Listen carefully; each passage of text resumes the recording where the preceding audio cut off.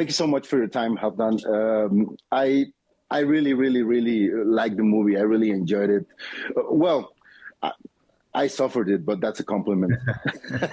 I'm very happy about the decision of not showing the kids, because I wanted a lot of the film to also happen in the imagination of the audience, because a lot of the things that are being said and interpreted in the film by the characters is in their imagination, based on their prejudice and their way of thinking and their way of acting unfair and things like that. So for me that was a really good mechanism also not to show the kids, because then the audience could make up their minds on how the kids was based on how the parents was. And for me that was also a very good way of showing part of the themes, which was I'm trying to mirror the children with the parents.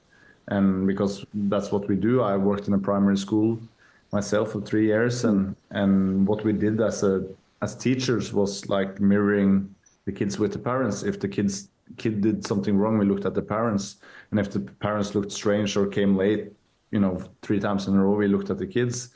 So I wanted this mirroring to happen, and the best way to make that happen for me was not to show the kids. I mean, it was very important to give a hint that Elizabeth was kind of this troubled figure, so that we could have sort of a prejudice against her from the beginning. That was very important. That was probably the most important information to share.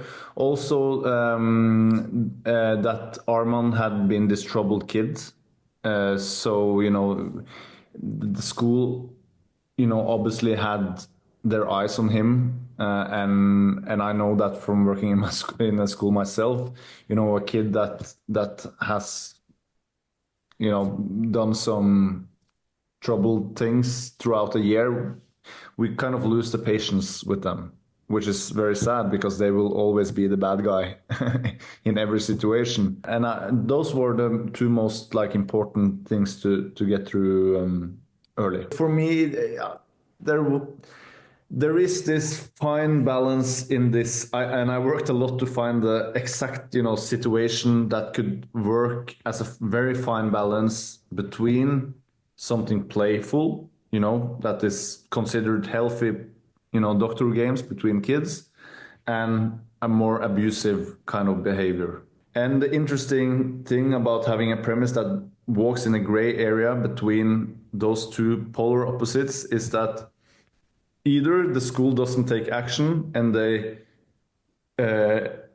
neglect a potential very serious case, or they take too much action and they blow things out of proportions. So that was finding the premise that could both be very serious and very innocent depending on how you look at it, was very important. And what the principals say in towards the ending of the film, he says that we need to take a look at the surroundings. This is a cry for help from Armand, and maybe he's right, because if the school doesn't take action from abusive behavior from kids, it's potential a very big neglect.